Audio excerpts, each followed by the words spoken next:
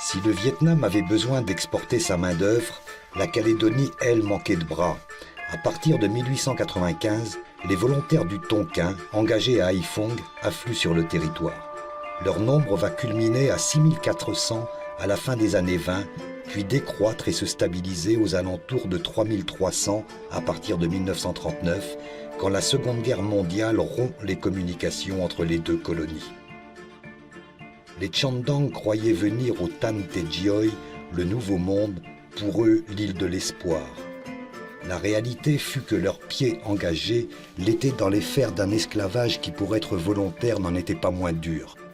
Plus de noms mais des matricules, des logements insalubres, une nourriture insuffisante, un travail exténuant et dangereux, une paye misérable, des châtiments corporels, l'impossibilité de rompre leur contrat et une soumission au régime de l'indigénat et à ses interdictions de déplacement.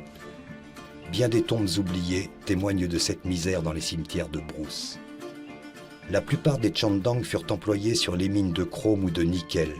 Ceux arrivés à la fin des années 30, pris dans les turbulences de l'histoire, ne purent rentrer chez eux à la fin de leur contrat et restèrent parfois 25 ans en Nouvelle-Calédonie. Leurs enfants y sont nés, beaucoup à Thiébagui.